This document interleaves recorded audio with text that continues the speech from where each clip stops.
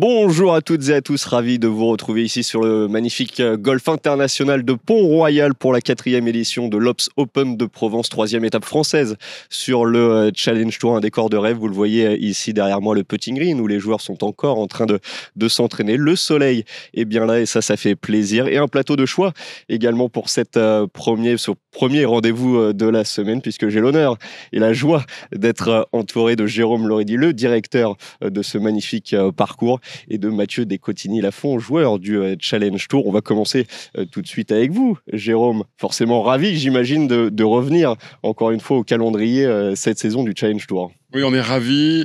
En plus, cette année, on est fin septembre, donc le parcours a eu le temps de récupérer des chaleurs estivales. Surtout cette année, on sait tous que ça a été compliqué au niveau de la pluie. Oui, ravis. Un beau champ de joueurs, une belle ambiance, un temps qui est quasiment parfait. On nous avait promis la pluie, le vent, on nous avait tout promis. En fin de compte, on a le temps marseillais, méditerranéen classique, soleil et vent.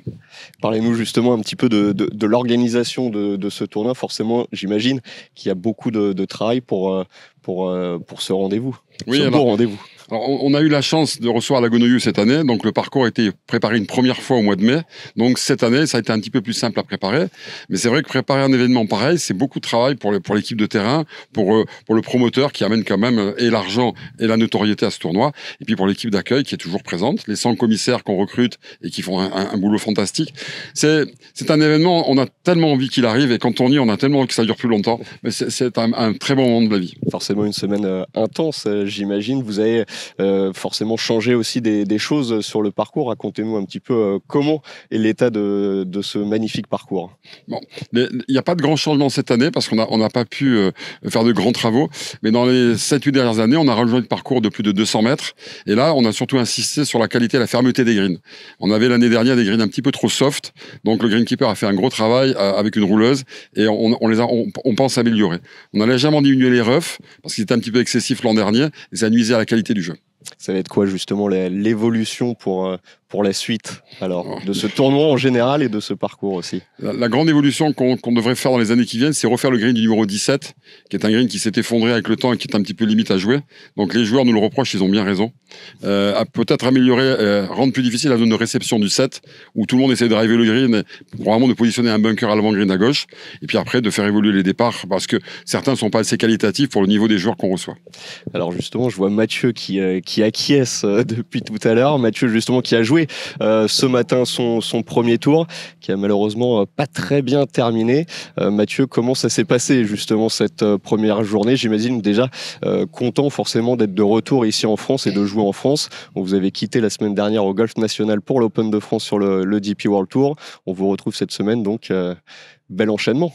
Ouais, très bel enchaînement. Ça fait vraiment plaisir de pouvoir jouer 2 épreuves d'affilée en France.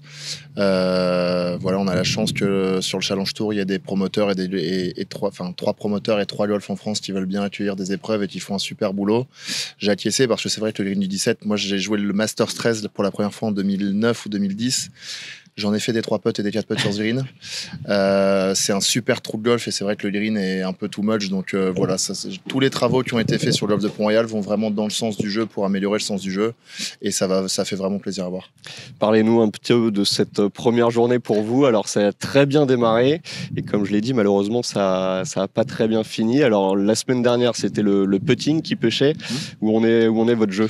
Alors sur le putting, j'ai pris des décisions assez fortes parce que clairement ça faisait, je m'emmerdais sur les greens pour être très clair. Et je suis quelqu'un de très instinctif, je suis quelqu'un qui est plutôt dans le plaisir et j'ai décidé de prendre une posture beaucoup plus proche, beaucoup plus dans le feeling, beaucoup plus dans ce que je suis. Aujourd'hui, j'ai mis 2 putts. Je vais me contenter de ça. Ma balle a roulé super bien. J'ai plutôt eu une bonne vitesse. Niveau lecture, les greens sont assez compliqués. Et puis, en fin de partie, j'ai juste tapé 2 mises en jeu où il ne faut pas. Ou à Pont-Royal, on sait qu'il y a des coups clés à ne pas rater. Je les ai ratés, j'ai mangé. C'est comme ça. Le reste, sur les 14 premiers trous, je ne pouvais pas faire beaucoup mieux. J'ai pas raté un coup de golf. Donc voilà, j'ai fait 14 trous, on va en faire 18 à partir de demain, et puis 36, et puis voilà, on va améliorer ça petit à petit. Donc c'est pas pour tout de suite la vente de pizza alors, j'imagine? Non, je pense pas. J'aime beaucoup les pizzas, je pense que je serai pas un bon vendeur ou un bon pizzaiolo. Par contre, peut-être que ce soir, j'irai voir quelqu'un qui sait faire ça et j'en profiterai gaiement. Vous êtes en tout cas bien présent sur les Challenge Tour. Parlez-nous un peu de ce parcours là aujourd'hui dans les conditions que vous avez joué ce matin, peut-être un petit peu plus facile quand même que le draw de l'après-midi. Alors oui, on a eu 9 trous avec moins de vent que ça. J'espérais que Mère Nature nous envoie un petit peu plus de vent cet après-midi parce que demain après-midi, on est censé bien manger en termes de vent. Normalement le matin aussi.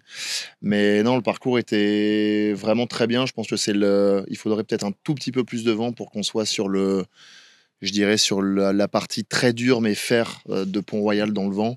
Quand il y a plus de vent, ça devient funky, mais il faut être hyper créatif, il faut savoir voir des coups qu'on n'a pas l'habitude de taper, et c'est ça qui est amusant à jouer, ici. Vous acquiescez, Jérôme. Je remercie Mathieu pour sa très bonne analyse. Il est assez rare qu'un joueur ait un petit peu de recul sur son propre jeu. Il soit capable d'analyser ce qui s'est passé. Effectivement, les drives sont très importants à Pont-Royal. C'est un parcours qui n'est pas long et qui ne pardonne pas grand-chose. Le green du 17, on en parle tous depuis des années. On va y remédier. Et vraiment bravo, une belle analyse.